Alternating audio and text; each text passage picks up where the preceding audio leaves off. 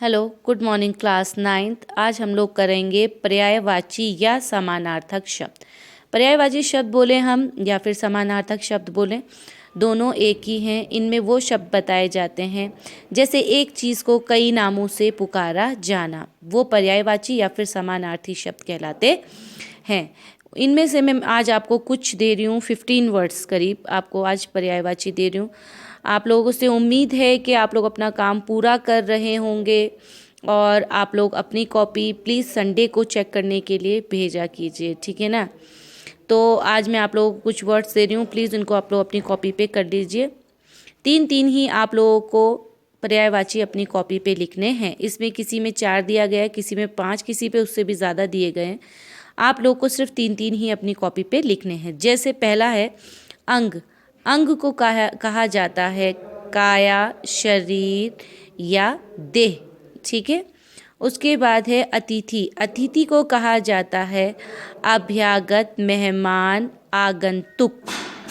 उसके बाद है अंधकार। अंधकार को तारीक कहा जाता है, तम कहा जाता है, अंधेरा कहा जाता है। अमृत। अमृत को पीयूष कहा जाता है, सोम कहा जाता है, अमीय कहा जाता है, सुधा कहा जाता है। उसके बाद है आकाश। आकाश को व्योम कहा जाता है, आसमान कहा जाता है, नभ कहा जाता है, गगन कहा जाता है। इन नामों से पुकारा जाता है। उसके बाद है आपका आँख। आँख को हम नयन कहते हैं, चक्षु कहते हैं, नेत्र कहते हैं, लोचन कहते हैं, ठीक है। ये सब वो शब्द हैं जिनको अलग अलग नामों से पुकारा जाता है, लेकिन वस्तु एक ही होती है और उसका अर्थ उनका शब्द अलग अलग शब्दों से उनको पुकारा जाता है। उसके बाद है आपका ईश्वर। ईश्वर को हम ईश कहते हैं, प्रभु कहते हैं, परमात्मा कहते हैं, परमेश्वर कहते हैं। उसके बाद है उत्सव। उत्सव को हम पर्व कहते हैं, समारोह कहते हैं, जलसा कहते हैं, त्योहार कहते हैं। इसके बाद है आपका कपड़ा। कपड़ा जो हम पहनते हैं उन्हीं के लिए उसको वस्त्र कहा जाता है, वसन कहा जाता है, अंबर कहा जाता है, पट कहा जाता है, परिधान भी कहा जाता है। मैं आपको सारे नाम बता रही हूँ, आप लोगों को जो जो नाम इजी लगे, आपको याद करने में आसान हो, आप लोग अपनी सहूलियत के हिसाब से भी वो लिख सकते हैं, ठीक है। उसके बाद है कमल।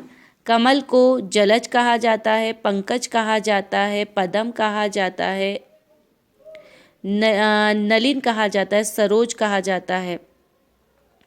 उसके बाद है आपका कोयल। कोयल को पिक कहा जाता है, कोकिला कहा जाता है, वन प्रिय कहा जाता है, प्रबुद्ध कहा जाता है। उसके बाद है आपका क्रोध। क्रोध को कोप कहा जाता है, गुस्सा कहा जाता है, आमर्ष कहा जाता है, रोप कहा जाता है। इसके बाद है आपका गणेश। लंबोदर कहा जाता है, भालचंद्र कहा जाता है, गजानन कहा जाता है, गणपति कहा जाता है। इसके बाद है आप लोगों का घर। घर को कहा जाता है गृह, आवास, भवन, आनंद, निकेतन, शाला।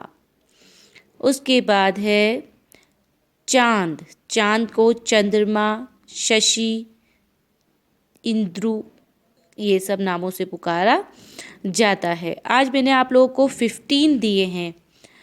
उम्मीद करती हूँ आप लोग ये सब अपनी अपनी कॉपी पे साफ़ सुथरी हैंडराइटिंग पे लिखेंगे। मैंने आप लोग को कहा भी है अपना होमवर्क आप लोग पूरा करते रहेंगे और घर पे ही रह के अपना काम अच्छे से करके संडे वाले दिन आप लोग अपनी कॉपी चेकिंग के लिए आप व्हाट्सअप कर सकते हो। मेरे पर्सनल नंबर पे ही आप लोगों को व्हाट्सअप करना है और सभी बच्चों को क्लास अटेंड करना है, क्योंकि आप लोगों को पता है 3 मार्क्स आपको इसी के लिए दिए जा रहे हैं।